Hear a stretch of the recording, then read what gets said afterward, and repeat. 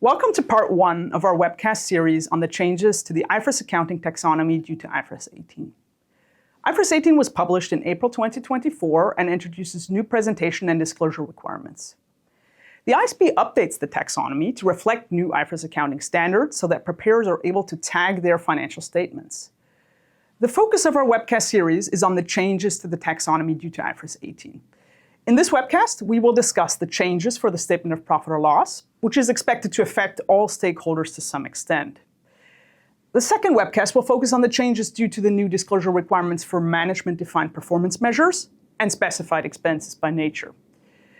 But before we get into the specifics, Kenny, would you please share with us the extent of the changes to the taxonomy? IFRS 18, with its new presentation and disclosure requirements, has brought substantial change in many places in the taxonomy.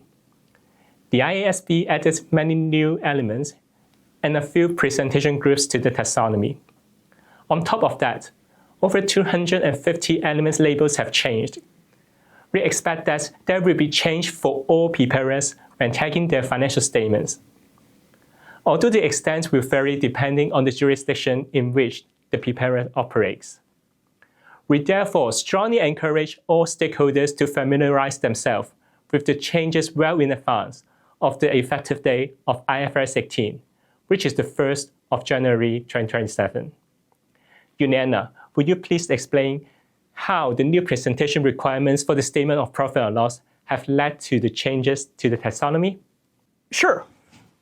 IFRS 18 introduces new subtotals and categories for the statement of profit or loss.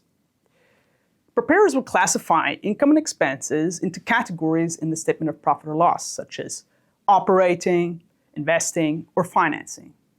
While preparers are not required to present these categories in the statement of profit or loss, they are required to present the subtotals operating profit and profit or loss before financing and income taxes. Now, paper-based users would be able to determine the category of an item of income or expense in the statement of profit or loss through the context provided, specifically through the 2 new required subtotals. A digital user, however, does not have that context. Therefore, the ISB needed to think of a way to also convey this information to digital users. The IASB decided to convey information on the category of an item presented in the statement of profit or loss through element labels, meaning our users will be able to understand the category of an item through element label.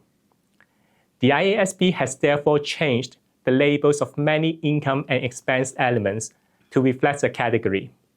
For example, the element revenue is classified in the operating category of the statement of profit or loss.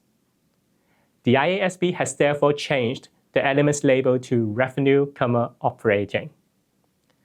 Initially, the IASB explored other options as well, such as the use of the dimensional modeling.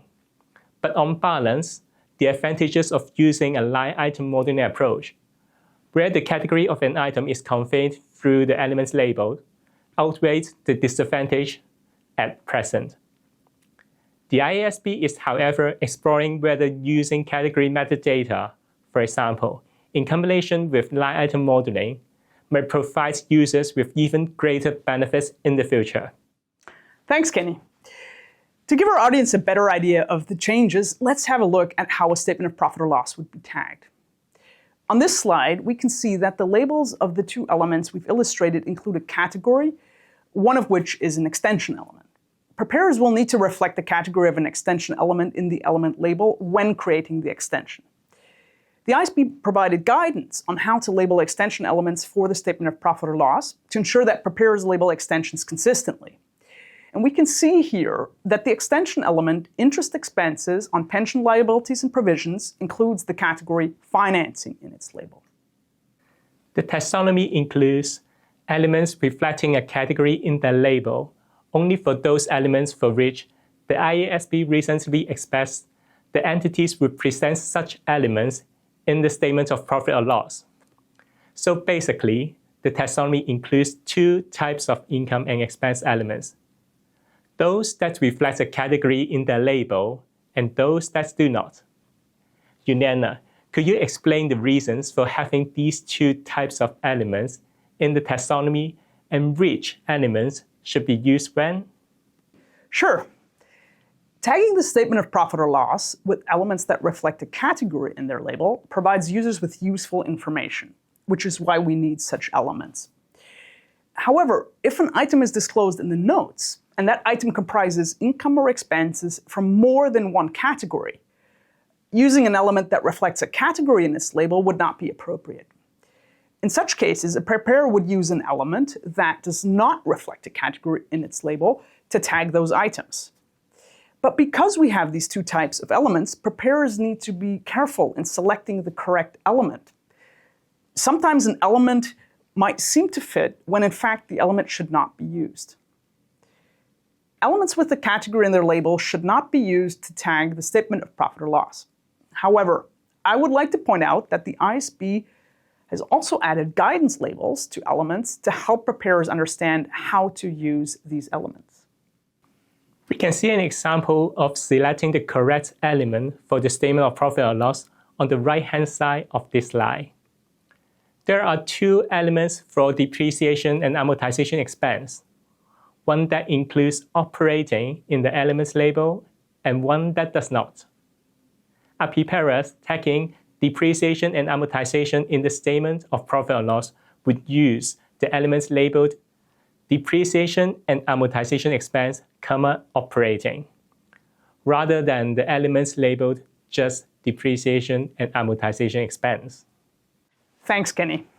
I just want to highlight one more thing before we move on.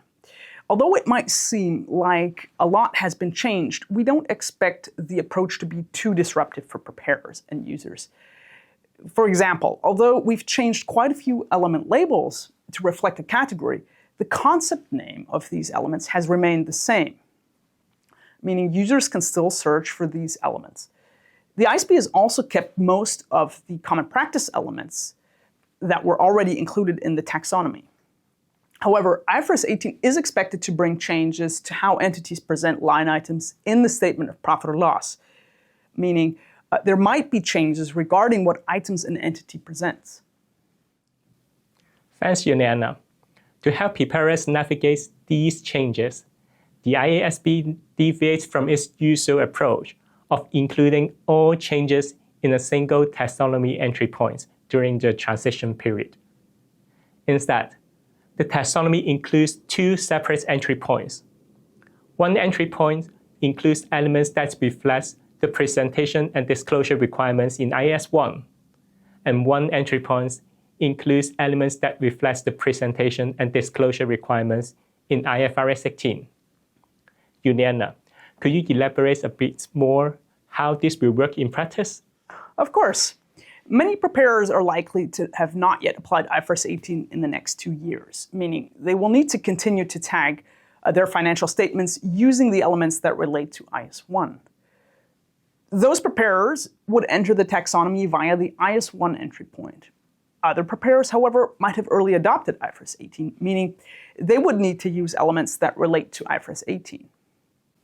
Just to give an example, if a preparer has not yet early adopted IFRS 18, when tagging, for example, revenue in the statement of profit or loss, they would use the elements labeled revenue. If a preparer is an early adopter, they would instead tag revenue using the elements labeled revenue, operating. So having two separate entry points allows preparers to find the sets of elements they need easily and prevents preparers from incorrectly tagging items. So just to recap what we've covered, generally there has been quite a bit of change to the taxonomy, and preparers, users, and other stakeholders in the digital reporting ecosystem should familiarize themselves with these changes well in advance. We've highlighted that preparers, when tagging a statement of profit or loss, should use elements reflecting a category in their label so that users can understand the category of an item from the element label. We've also heard that there are two separate taxonomy entry points during the transition phase, one for entities applying IAS 1 and one for early adopters of IFRS 18. And to further support preparers, there are also tagged illustrative examples on our website which preparers can use for educational purposes. That concludes our first webcast, which we hope you found useful. In case you have any questions regarding this webcast, feel free to fill out the email form with your query by clicking on the Contact Us button on the webpage. As mentioned at the beginning, please also listen to our second webcast on the changes to the taxonomy for the new disclosure requirements for management-defined performance measures and specified expenses by nature.